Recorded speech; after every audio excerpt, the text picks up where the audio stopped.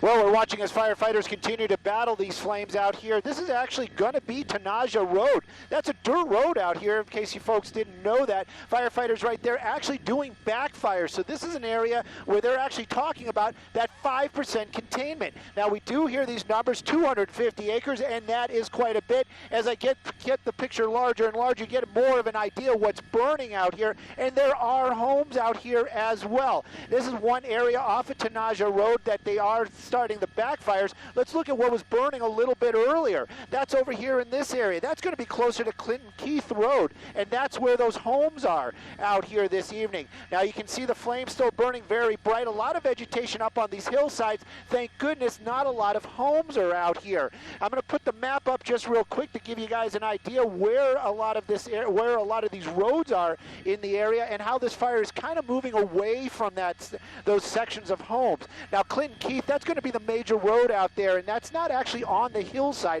That's going to be on a lower part, but on that hillside is where all that fire is. But down there in that smoke, that's where those homes are. Now, we did see those homes earlier this afternoon, and the flames were making their way very close. Mandatory evacuations, and that is very well warranted. They do have a lot of clearance around those homes. We noticed that as well. At this time, no structures have been lost or damaged, no injuries, but the flames continue to burn out here tonight, putting out a very large glow and a lot of smoke out here in the neighborhood. I wouldn't be surprised if people in Temecula can smell a lot of this brush fire happening out here in Murrieta. Live in Sky 9, Stu Mandel. Back to you two in the studio. Stu, I know earlier we saw a lot of air support overhead. Is that still going on at this hour?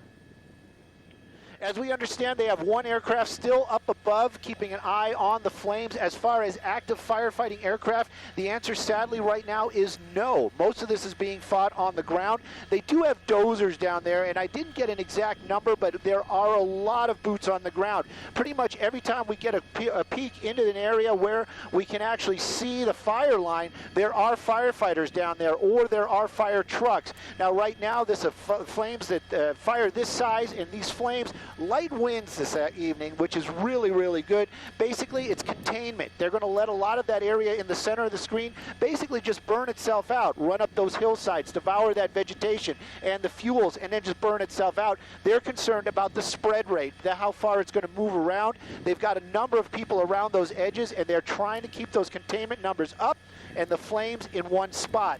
And that's basically the plan that they've got going on this evening.